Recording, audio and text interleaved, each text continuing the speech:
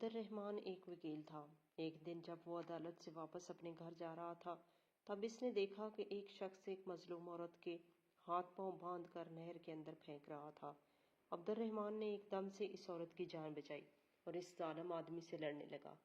تب اس آدمی نے کہا کہ یہ عورت رحم کے لائق نہیں، اور غصے سے کہنے لگا اگر تجھے اس پر اتنا ہی ترس آ رہا ہے تو اس سے شادی کر لو۔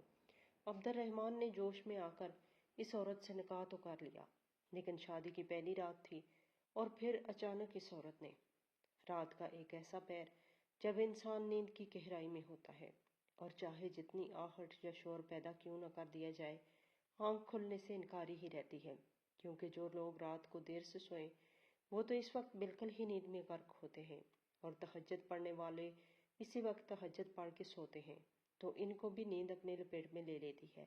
ایسے میں ان کا نیند سے بیدار ہونا ایک ناممکن سی بات ہے۔ صبح کی اذان ہونے سے آدھا گھنٹہ پہلے نور دین نے اپنی سوئی ہوئی بیوی کی طرف ایک نظر ڈالی اور پھر گھر سے باہر نکل کر ادھر ادھر دیکھنے لگا۔ جب اس نے سارے گاؤں کو ویران پایا تو جلدی سے گھر میں داخل ہوا اور پھر اپنی سوئی ہوئی بیوی کے ہاتھ اور پاؤں باندھ کر جلدی سے ہاتھ والی ریہڑی باڑے سے اٹھا لایا، بیوی کو اس میں ڈالا اور پھر اسے لے جانے لگا۔ اس کی بیوی جاگ چکی تھی، لیکن منہ پہ کپڑا بندھا ہونے کی وجہ سے وہ کچھ بول نہ پائی، نہ ہی ہاتھ پاؤں چلا پائی۔ وہ منہ سے عجیب سی آوازیں نکال رہی تھی کیونکہ وہ بولنے کی بھرپور کوشش کر رہی تھی، لیکن کپڑا منہ میں ہونے کی وجہ سے وہ کچھ بول نہیں پائی اور اس کی آواز عجیب سے شور سمیت باہر آ رہی تھی۔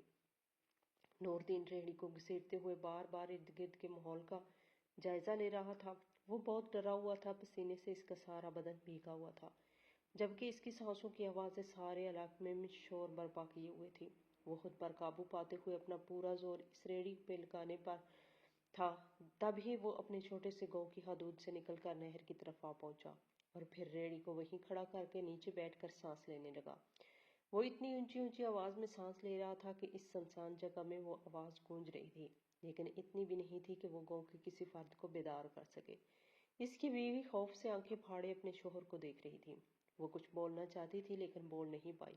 اس کے شوہر نے تھوڑی دیر آرام کیا اور پھر جیسے ہی ہر طرف اجالا پھیلنے لگا، اس نے جلدی سے اپنی بیوی کو اٹھایا اور اسے نہر میں پھینکنے کے لیے آگے بڑھا۔ وہ 6 فٹ کا ایک قدور انسان تھا، مضبوط بدن کے ساتھ وہ ایک جاذب نظر انسان تھا۔ اس کی بیوی بھی حسن میں اس سے کم نہیں تھی، لیکن نہ جانے کیوں آج وہ اسے مارنے کے ارادے سے نہر کی طرف بڑھا تھا۔ اس سے پہلے کہ وہ اسے نہر میں پھینکتا، نہ جانے کیسے اس کے ذہن میں خیال آیا نہیں اس طرح پھینکنا صحیح بات نہیں۔ وہ اپنی بیوی کو اچھے سے سبق سکھانا چاہتا تھا، تبھی وہ اسے پاؤں سے پکڑ کر نہر میں الٹا لٹکانے لگا۔ ربینہ کا جسم پانی میں اور آدھا نور دین نے باہر سے پکڑ کر اس کو سبق سکھانے کے واسطے الٹا لٹکایا ہوا تھا۔ تبھی پل کے اوپر جو گرل بنی ہوئی تھی، اس نے اپنی بیوی کو اچھے سے اس سے باندھ دیا۔ آج میں تمہیں سبق سکھا کر رہوں گا، تم خود کو سمجھتی کیا ہو؟ تمہاری وجہ سے میری زندگی اجیرن ہو چکی ہے، اب میں تم سے ہر حال میں چھٹکارا پا کر ہی رہوں گا۔ بس بہت برداشت کر لیا، اب میں نے تمہیں، یہ کہہ کر نور دین اپنی بندھی ہوئی بیوی کو گالیاں دیتے ہوئے باتیں سنا رہا تھا۔ اگر پہلی نظر میں کسی انسان کی اس منظر پر نظر پڑتی تو وہی سمجھتا کہ شاید کوئی خطبی انسان کسی نفسیاتی بیماری کے چلتے ہوئے اس عورت کو قتل کرنے کا ارادہ رکھتا ہے، اور وہ عورت کوئی انجان نہیں بلکہ اس کی اپنی بیوی ہے۔ ربینہ کو بالکل بھی سانس نہیں آ رہی تھی، اب تو ناک اور کان میں بھی پانی جا چکا تھا اور وہ بہت زور زور سے کھانسنا چاہتی تھی، لیکن کھانس بھی نہیں پا رہی تھی۔ تبھی اس کو لگا کہ اس کا آخری دن ہے، آج وہ نہیں بچ پائے گی، یہ آدمی اسے مار کر ہی دم لے گا۔ ابھی نور دین بیوی کو اسی حال میں دیکھ کر خوش ہو رہا تھا، تبھی اس نے اپنی پیٹھ پیچھے ایک گاڑی کے رکنے کی اور پھر کسی آدمی کی اپنی طرف بھاگتے ہوئے قدموں کی آواز سنائی دی۔ وہ ڈر گیا، لیکن اس نے پیچھے مڑ کر دیکھنے کی غلطی نہیں کی۔ تب اس گاڑی والے آدمی نے نور دین کو زور سے دھکا دیا اور ربینہ کو بچانے کی کوشش کرتے ہوئے اس کے پاؤں کھول کر اسے اوپر کھینچا اور پھر پل پر بیٹھا دیا۔ آدمی خود بھی ہانپتے ہوئے نیچے بیٹھ چکا تھا۔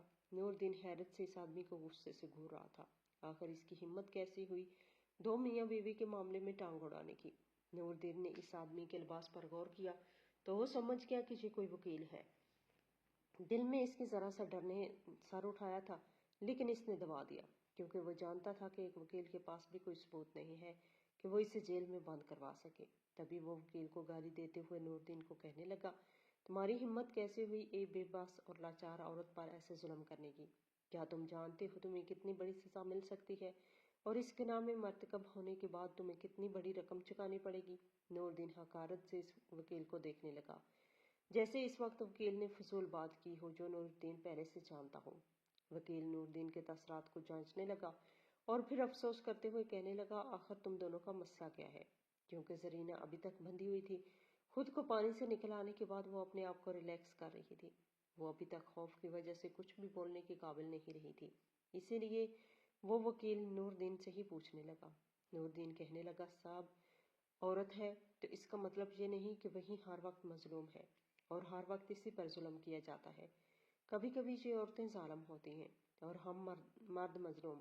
آپ ہمارے ذاتی معاملے میں مت پڑیے، چلے جائیں یہاں سے، آپ سے پہلے کہ میں سارے گاؤں کو اکٹھا کر لوں۔ وکیل صاحب یہ سن کر مسکرانے لگے اور کہنے لگے، جیسے گاؤں والے تو تم پر یقین کر لیں گے اور مجھے مارنا شروع کر دیں گے۔ کیا سمجھا ہے تم نے قانون کو؟ یہ کہہ کر وکیل نے اپنے چہرے کے تاثرات سخت کر لیے۔ نور الدین لہجے میں حقارت سموتے ہوئے کہنے لگا کہ آپ اتنے ہی اچھے ہیں اور قانون کو بھی سمجھتے ہیں اور لوگوں سے ہمدردی جتانے کا آپ کو بہت شوق ہے، خاص طور پر عورتوں سے، تو میں اس کو طلاق دے دیتا ہوں، آپ اس سے شادی کر لینا۔ میں کہہ دوں گا کہ میری بیوی نہر میں گر کر مر گئی ہے۔ یہ کہہ کر نور الدین وکیل صاحب کو گھورنے لگا اور اس کی آنکھوں میں آنکھیں ڈال کر بیٹھ گیا۔ پھر آپ کو پتہ چلے گا کہ یہ کیسی عورت ہے، آپ اس کے ساتھ رہ کر دیکھیں، اس عورت کو جھیل کر دیکھیں، تب آپ کو حقیقت کا علم ہوگا۔ ایسی آدھی ادھوری بات سے کہانی کا اندازہ نہیں لگایا جا سکتا۔ تصویر کا ایک رخ دیکھ رہے ہیں، اگر دوسرا رخ دیکھیں گے تب آپ کو پتہ چل جائے گا۔ وکیل صاحب کہنے لگے، کیا تم مجھے چیلنج کر رہے ہو؟ وہ سوالیہ نظروں سے نور الدین کو بدلے میں گھورنے لگا تو نور الدین نے کہا کہ یہی سمجھ لیجئے، لیکن اگر آپ نے یہ مہینہ بھی ایک عورت کے ساتھ گزار لیا تو میں یہ جو خنجر میرے ہاتھ میں ہے اس سے اپنا سر قلم کر دوں گا۔ یہ سن کر وکیل صاحب حیرت سے اسے دیکھنے لگے۔ وہ خود ابھی تک شادی کے بندھن میں نہیں بندھے تھے، وہ کسی ایسی عورت کو اپنانا چاہتے تھے جو مظلوم ہو اور اس پر ظلم کیا گیا ہو، تاکہ وہ اس کی زندگی کا ازالہ کر سکیں۔ وہ ایک وکیل تھا اور انتہائی حساس انسان تھا۔ روز ان کے پاس ایسے کیس آتے تھے جن میں مظلوم عورتوں کے ساتھ بے انتہا ظلم کیا جاتا تھا، ان کو ظلم و زیادتی کا نشانہ بنایا جاتا تھا۔ ان میں سرفہرست غریب گھرانے کی عورتیں ہوتی تھیں، ان کو ان کے شوہر اور ساس نندوں سے ظلم کا نشانہ بنایا ہوتا تھا اور وہ عورت اتنی مجبور لاچار ہوتی تھی کہ اپنے دفاع میں کچھ نہیں کر پاتی تھی۔ نور الدین اللہ کی رضا کی خاطر ان عورتوں کو انصاف دلواتا تھا، لیکن وہ عورتیں ظلم کی اس قدر عادی ہو جاتی تھی کہ شوہر اور گھر والوں کے خلاف آواز بھی نہیں اٹھانا چاہتی۔ جب انہوں نے نور الدین کو ربینہ پر ظلم کرتے دیکھا اور جب نور الدین نے اسے چیلنج دیا، وہ مان گیا۔ وہ کہنے لگا، ٹھیک ہے، میں اس عورت سے شادی کرنے کو تیار ہوں۔ چٹ منگنی پٹ بیاہ والا معاملہ ہوا۔ قانونی کارروائی ہونے کے بعد سکینہ کی شادی عبد الرحمن سے کر دی گئی، جو پیشے کے لحاظ سے ایک کامیاب وکیل تھے۔ شادی کی رسومات سادگی سے ادا کی گئی۔ شادی کے بعد عبد الرحمن کو کچھ بھی ایسا دیکھنے کو نہ ملا جو اس عورت کو ظالم ظاہر کرے۔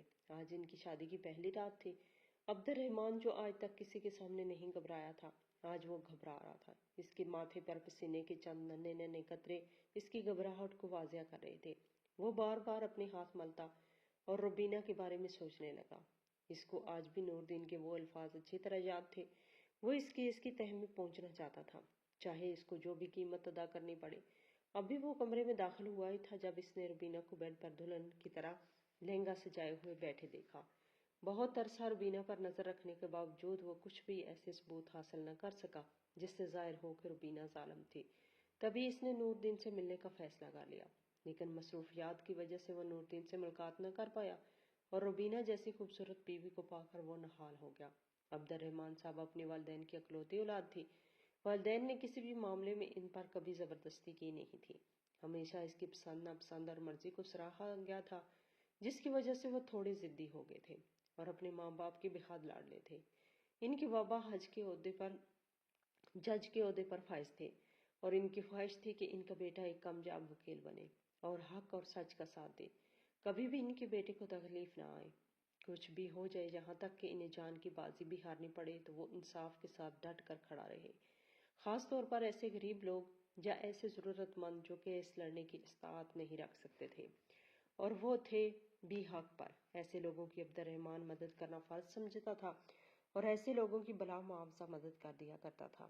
लोग इसे खूब दुआएं देते। एक दिन अब्दुर्रहमान अपने ऑफिस में बैठा था जब इसके 3 दोस्त ऑफिस में दाखिल हुए। वो सब नहायत ही परेशान दिखाई दे रहे थे। अब्दुर्रहमान ने जब इनकी परेशानी की वजह पूछी तो उन्होंने इसकी बीवी की चंद तस्वीर और फिर कुछ ऐसे मैसेज दिखाए जिसे देखकर अब्दुर्रहमान की तेवरी पर बल पड़ चुके थे। गुस्से से इसका बुरा हाल था। इसका बस नहीं चल रहा था कि जाकर बीवी का गला दबा दे, लेकिन वो कुछ भी नहीं कर पा रहा था। इसने अपने दोस्तों से माजरत की और फिर ऑफिस से घर के लिए निकल गया। जैसे ही वो घर में दाखिल हुआ और ड्राइंग रूम की तरफ बढ़ा, वहां इसने जो मंजर देखा इसके लिए नाकाबिले यकीन था। इसने अपनी जेब से पिस्टल निकाली और फिर अपनी बीवी पर तान ली।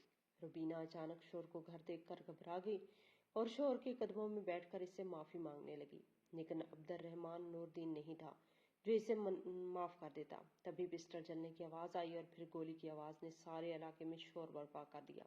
नूरदीन ने जब होश संभाला तब इसको अपनी माँ के बारे में चंद ऐसे नाजेबा जुमले सुनने को मिले जिनको सुनने की इसमें हिम्मत भी नहीं थी। वो माँ से इन जुमलों के बारे में पूछ कुछ करता तो वो खामोश कर जाती और कुछ भी इसके सवालों का जवाब न कह पाती। एक रोज नूरदीन को हजाम ने बताया कि तुम्हारी माँ शादी से पहले तवाइफ थी। ये सुनने की देर थी कि नूरदीन का दिमाग गुस्से से फटने लगा। वो माँ से बाज पर्स करने के वास्ते घर आया और इससे लड़ने झगड़ने लगा।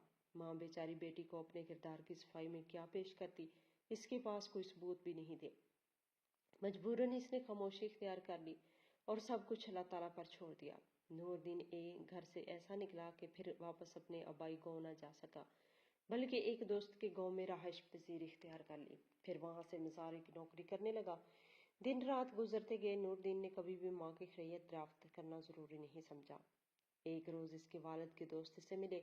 जब उन्होंने रुबीना माई का अहवाल मालूम करना चाहा तो नूरदीन गुस्सा होने लगे।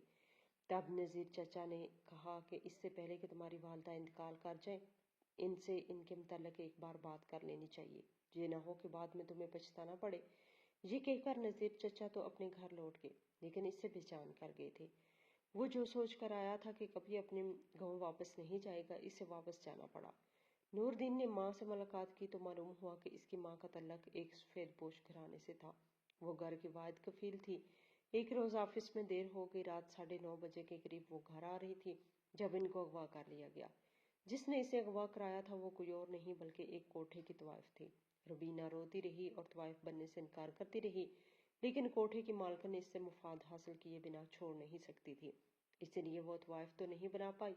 अलबत्ता इसने इसे एक चौधरी के हाथ भेज दिया। चौधरी तलत इस इलाके का रहायशी थे।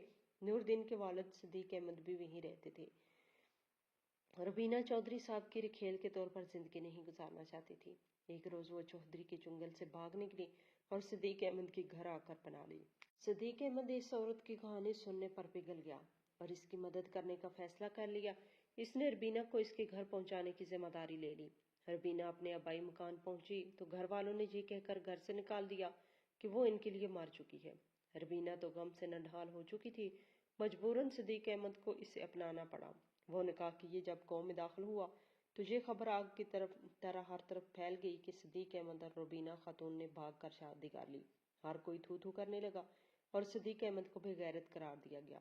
जब चौधरी तक ये खबर गई तो वो सदीक अहमद को बुलाकर धमकाने लगा कि रुबीना को मेरे हवाले कर दो, वरना मैं सारे गाँव में ये खबर आम कर दूंगा कि वो एक तवाइफ है। सदीक अहमद गैरतमंद आदमी था। इसने चौधरी की एक नहीं सुनी। चौधरी को सदीक से इस नाफरमानी की उम्मीद नहीं थी। बड़ी महफिल में वो ये अजियत न सह पाया और सदीक से बदला लेने की ठान ली। 1 साल बाद सदीक एक लड़के का बाप बन चुका था और अपनी जिंदगी से मुतमिन था। तभी चौधरी ने चाल चली इसके घर मीठा भिजवाया जिसमें जायद था। इस दिन रुबीना और नूरदीन घर पर मौजूद नहीं थे। यूं चौधरी का भेजा हुआ सारा हलवा नूरदीन के वालिद सदीक ने अकेले खा लिया। वो भैंसों के बाड़े में बैठा ये हलवा खा रहा था और ये हलवा खाकर जहर की वजह से मर गया, जबकि जरीना सदीक की बहन के घर गई हुई थी। 2 दिन जब वापस लौटी तो मरे हुए पाया और अपनी किस्मत को कोसती रहेगी। इसका सुहाग उजड़ चुका था। शोहर के मरने के बाद लोग इसे और ज्यादा बातें सुनाने लगे। कुछ लोगों ने इसे दूसरी शादी की पेशकश तक कर डाली, जबकि कुछ जायल ऐसे भी मौजूद थे जो इसे एक छुपे हुए रिश्ते के लिए उकसाने लगे। लेकिन इसने अपने किरदार पर कोई आंच नहीं आने दी। मेहनत मजदूरी करके अपने बेटे का पेट पाला ताकि वो इसका सहारा बन सके, लेकिन वही बेटा जिसके लिए इसने कुर्बानी दी वो इससे नफरत करने लगा। नूरदीन ने माँ की हकीकत जानी तो रोते हुए माफिया मांगने लगा और फिर माँ को घर ले आया। इसकी माँ एक साथ बहुत खुश थे। इसकी माँ शुक्राने के नफल अदा करते नहीं थकती थी कि शुक्र है इसके बेटे का दिल इससे साफ हो चुका है।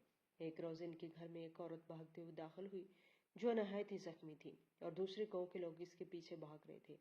वो औरत को जला देना चाहते थे, लेकिन वो औरत मदद के लिए पुकार रही थी। जब कोई इसकी मदद को नहीं आया तो सामने जो घर मौजूद था वो अपनी जान बचाने के लिए इस घर में दाखिल हो गई। सामने नूरदीन और इसकी माँ जरीना बैठे थे। जरीना ने इस लड़की को छुपा तो दिया, लेकिन वो लोग दरवाजे के बाहर खड़े चीखने चिल्लाने लगे थे। लेकिन नूरदीन ने दरवाजा न खोला, बल्कि अपने गांव वालों को इकट्ठा कर लिया। ये मामला पंचायत तक जा पहुंचा और फिर फैसला रुबीना के हक में हो गया।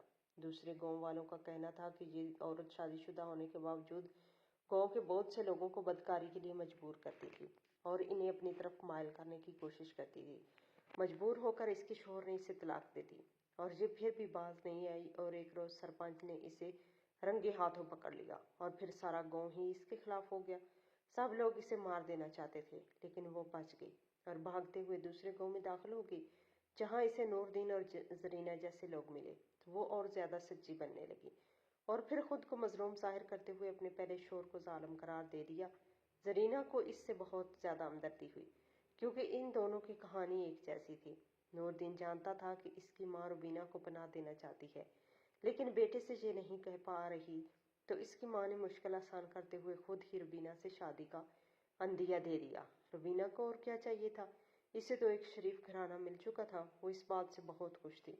गांव वाले जरीना बेगम को रोकते रहे कि एक ऐसी औरत के बेटे शादी मत करो, लेकिन जरीना तो इस औरत को तहफ़्फ़ुज़ देना चाहती थी, इसलिए इस दोनों ने शादी करवा के ही दम लिया। दिन गुजरते रहे। शुरू शुरू में तो रुबीना नूरदीन को पाकर बहुत खुश थी और सास से भी अच्छे से पेश आती, घर के सारे काम करती और अपनी सास की खिदमत भी किया करती। लेकिन थोड़े अरसे बाद ही इसके लक्षण इसकी सास पर वाज़िह हो गए। इसकी सास ये जानकर हैरान रह गई कि इसकी बहू का तल्लक एक कोठे से था। दोनों माँ बेटी ने मजबूरी में कोठे का काम शुरू किया था, लेकिन अभी इस औरत की आदत बन चुकी थी। वो किसी एक शख्स के साथ गुजारा नहीं कर सकती थी। इसकी माँ के मरने के बाद इसकी खाला इसे अपने घर तो ले आई और इसकी शादी भी करा दी, लेकिन वो अपने पहले शौहर के साथ खुश ना रह सकी और दूसरे मर्दों को अपनी तरफ राग़िब करने लगी।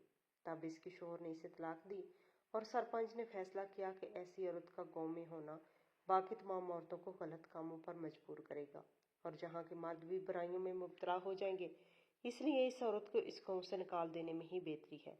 लेकिन ये पूरी पंचायत के फैसले का एहतराम नहीं कर पाई और मुसलसल ऐसे काम करती रही जिससे सारा गांव इसके खिलाफ हो गया और फिर इसे जलाने की स्कीम बना डाली। लेकिन ये फिर भाग निकली और यहाँ आकर नूरदीन से शादी कर ली। अगर इसको एक शरीफ औरत की जैसी जिंदगी गुजारनी होती तो वो ऐसे कामों से बाज आ जाती, लेकिन नूरदीन से शादी करने के बाद भी वो दूसरे मर्दों से तल्लक बनाने में दिलचस्पी दिखाने लगी और हर आए गए के आगे खुद को पेश करने लगी। एक रोज इसकी सास ने इसको रंगे हाथों गांव के एक लड़के नासिर के साथ पकड़ लिया। इससे पहले कि इसकी सास अपने बेटे नूरदीन को कुछ बताती, इसने अपनी सास के सर पर हथौड़ा मारकर इसे कत्ल कर दिया और फिर नासिर के साथ मिलकर इसे जमीन में दफन कर दिया। शाम को नूरदीन घर आया तो माँ को न पाकर वो बीवी से पूछताछ करने लगा। इसकी बीवी कहने लगी, मुझे नहीं मालूम कि तुम्हारी माँ कहाँ है। मैं तो अभी सो के उठी हूँ, देखा तो तुम्हारी माँ नहीं थी। जाओ मालूम करो कि वो कहाँ है। इसकी ये बात सुनकर नूरदीन को इस पे शक होने लगा। तभी इसने बीवी को 2 थप्पड़ मारे और गुस्से से पूछा, क्योंकि मैंने भी अभी नासिर को इस घर से निकलते हुए देखा था। रुबीना शोहर से डरती थी, रोते हुए कहने लगी कि मैंने कुछ नहीं किया। तुम्हारी माँ बराबर जब मुझ पर शक कर रही थी, मैंने तो बस इन्हें हल्का सा धक्का दिया था। ये कहकर रुबीना रोने लगी। नूरदीन ने बीवी को बहुत मारा और इसे कमरे में बंद करके नासिर की तलाश में घर से निकल गया। शाम को वो नासिर के मुंह से सब सच सुन चुका था। इसने तभी सोच लिया कि वो अपनी बीवी को सबक सिखा के रहेगा, इसीलिए इसने इसे ऐसी सजा दी। वकील साहब को जब सच मालूम हुआ तो वो हाथ मल के रह गया। इसकी बीवी ने इसकी नाक कटवा दी थी। मोबाइल हाथ में आते ही इसने अब्दुर्रहमान के कई दोस्तों को नाजेबा मैसेज कर डाले थे। बातों की हद तक तो वो बर्दाश्त कर लेता, लेकिन इसने तो अपनी नाजेबा तस्वीर और वीडियोस तक इनको भेज दी थी। और जब वकील साहब घर पहुंचे तो वो किसी आदमी की बाहों में बैठी चाय पी रही थी। अब्दुर्रहमान ने इस पर गोली तो चलाई, لیکن وہ جس لڑکی کے ساتھ موجود تھی اس کے پاؤں پہ لگی اور وہ پھر بھی بھاگ گیا۔ وکیل صاحب نے بیوی کو طلاق دی اور کوٹھے پہ جا کر اس زربانو طوائف کے حوالے کر دیا اور کہنے لگا کہ ہر وقت عورت مظلوم نہیں ہوتی، کبھی کبھی وہ ظالم بھی ہوتی ہے۔ ضروری نہیں کہ ہر طوائف مجبوری میں طوائف بنی ہو، کچھ اپنے شوق سے یہ کام سر انجام دیتی ہیں۔ یہ کہہ کر وہ کوٹھے سے نکل گیا۔ روبینہ اس کے پیچھے بھاگتی ہوئی آ رہی تھی، لیکن زربانو نے اسے پکڑ لیا کیونکہ اب وہ اس کی امانت تھی۔ وکیل صاحب نے دوبارہ کبھی شادی نہیں کی، البتہ وہ نور دین سے مل کر اس سے بدتمیزی کی معافی ضرور مانگ چکے تھے۔ اسے خوشی ہوئی کہ نور دین دوسری شادی کر کے ایک خوشحال زندگی گزار رہا تھا، لیکن وکیل صاحب کا عورت ذات سے اعتبار اٹھ چکا تھا۔ ناظرین، آپ کو آج کی ہماری یہ کہانی کیسی لگی؟ کمنٹ باکس میں اپنی قیمتی رائے کا اظہار ضرور کیجیے گا۔ ویڈیو پسند آئے تو ویڈیو کو لائک